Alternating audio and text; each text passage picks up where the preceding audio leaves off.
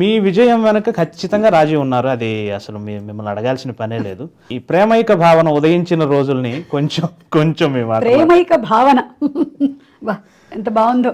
ఆయనలో ఉన్న ముందు ప్రేమికుడే, తర్వాతే కదా భర్త, తర్వాత నాన్న, తర్వాత కొన్నేళ్లకి తాత. సో ఆయనలో ఉండే ప్రేమికుడు చాలా స్ట్రాంగ్ ప్రేమికుడు, భగ్న ప్రేమికుడు అనమాట. Very good. అంతకు ముందు ఎంతమందిని ప్రేమించాడో వెనక తర్వాత ఆధారాలు దొరికాయా మీకు ఎప్పుడైనా? ముందరవా తనే చెప్పి చచ్చాడు నాకు. ఇదే పెద్ద సమస్య. అవి చాలా గొప్పగా చెప్పుకునేవాడు, నాకు మంటగా ఉండేదన్నమాట కొన్ని సందర్భాల్లో.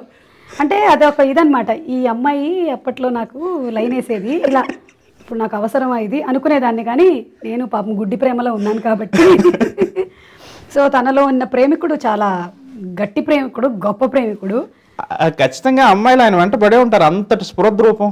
అవును, మరి మంచి కళలు ఇలా చూడ్డాలు అవి కూడా ఉన్నాయి. అందుకని డెఫినెట్ గా పడేటువంటి అవకాశాలు చాలా ఎక్కువ. అలాగే నేను పడ్డాను కదా. నేను వర్బలీ చెప్పలేదు బయటికి, తను బయటికి చెప్పుకున్నాడు.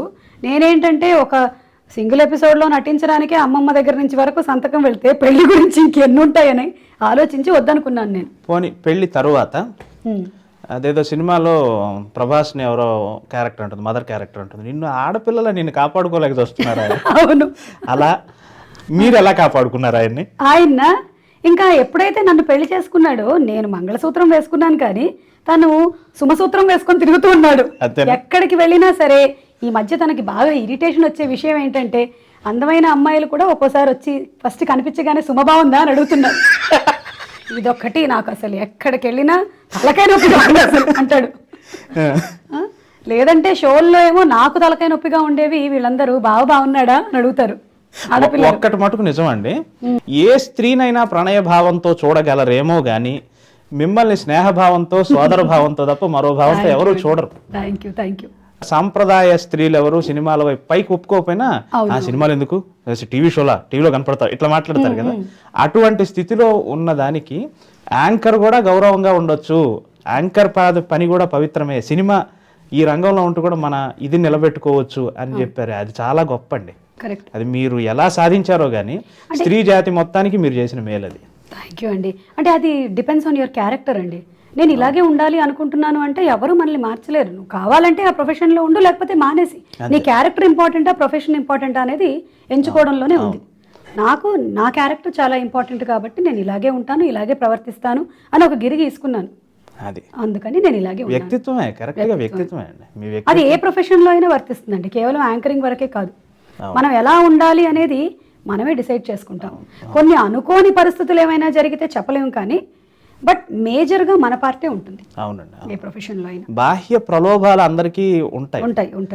వారిలో ఉన్న భర్త కోణం చెప్పారు, ప్రియుని కోణం చెప్పారు, తండ్రి కోణం చెప్పండి. తండ్రి కోణం, తను కొడుకుగా, అంటే వాళ్ళ నాన్నగారిని అమితంగా ప్రేమించేటువంటి కొడుకుగా. అండ్ రాజీవ్కి నాన్నగారు కేవలం ఫాదర్ ఫిగర్ మాత్రమే కాదు, గురువు కూడా. బికాస్ ఈ ఇండస్ట్రీలోకి తను రావడానికి మెయిన్ రీజన్ దేవదాస్ కనక. ఇండస్ట్రీలోనే ఆయన ఒక గురుతుల్యులు కదండి, ఎంతో మందిని తీర్చిదిద్ది. కరెక్ట్. సో అలాగా తన ఫాదర్తో, అండ్ ఇటు పిల్లలతో మా ఆయన పిల్లోడే. మా ఆయన నాకు పెద్ద పిల్లోడు, తర్వాత రోషన్, తర్వాత మనస్విని. సో ముగ్గురిని నేను జాగ్రత్తగా కనిపెట్టుకుంటూ ఉండాలి. అండ్ బాబు పుట్టేటప్పటికి మా ఆయన ఏజ్ 26, 27. ఇంకా పిల్ల చేష్టలు పోలేదు. ఇప్పటికీ ఇంకా చాలా ఉన్నాయి అనుకోండి పిల్ల చేష్టలు. అయితే అప్పుడు తను ఒక ఫాదర్ని, నేను ఒక ఫాదర్ని అయ్యాను, నాకు ఒక కొడుకు అనేది యాక్సెప్ట్ చేయడానికి కొంత టైం పట్టింది. మదర్స్కి ఏంటంటే ఇమీడియట్గా మేము డెలివరీ అవ్వగానే, లేదా మేము ప్రెగ్నెంట్ అయినప్పటి నుంచే ఆ మదర్లీ ఫీలింగ్, ఎఫెక్షన్ ఇవన్నీ స్టార్ట్ అయిపోతాయి. తనకి ఎఫెక్షన్ అవన్నీ స్టార్ట్ అవుతాయి, కానీ తను ఒక ఫాదర్ని అనేది డైజెస్ట్ చేసుకోవడానికి కొంత టైం పట్టింది. సో అప్పటి వరకు it was like brothers, 2 brothers. మామూలుగానే సైన్స్ ప్రకారం కూడా అన్నట్టండి, మగవాళ్ళ కన్నా ఆడవాళ్ళకే తొందరగా మెచ్యూరిటీ వస్తుంది. అవును, మానసిక పరిపక్వత అది సహజం. మీ అత్తమామలతో కూడా మీకు చాలా మంచి సాన్నిహిత్యం ఉంది. మీరు ఉత్తమ, ఇందాక చెప్పడం మర్చిపోయాను, మీరు ఉత్తమ తల్లి, ఉత్తమ యాంకర్, ఉత్తమ భార్య, ఇవే కాదు ఉత్తమ కోడలు కూడా. అమ్మో, ఇలాంటి అని బిరుదులకి నేను కాదు చెప్తాను, ఆధారంతో సహా చెప్తాను, ఊరికే ఎందుకు చెప్తానండి. 19 ఏళ్ళుగా మీ అభిమాని, నా మాత్రం ఆధారాలు లేకుండా మీరు ఇంటర్వ్యూ బాగానే సేకరించారు.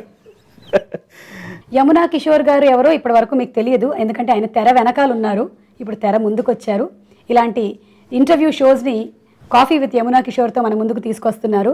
మీరు చూసేటువంటి అనేక యాడ్స్ వెనకాల ఉండేటువంటి డైరెక్టర్ ఆయనే. మరి ఆ డైరెక్టర్ గారు ఇంటర్వ్యూ చేస్తే ఎలా ఉంటుంది? ఒక బాలు గారితో, విశ్వనాథ్ గారితో, ఎంతోమంది మహామహులతో వర్క్ చేసినటువంటి ఆ డైరెక్టర్ గారు, వారితో పర్సనల్ ర్యాపో కూడా షేర్ చేసే ఆ డైరెక్టర్ గారు, వారిని ఇంటర్వ్యూ చేస్తే ఎలా ఉంటుంది అనేది coffee with Yamuna Kishore. Coffee బాగుంది, ప్రోగ్రామ్ కూడా బాగుంటుంది, సబ్స్క్రైబ్ చేయండి.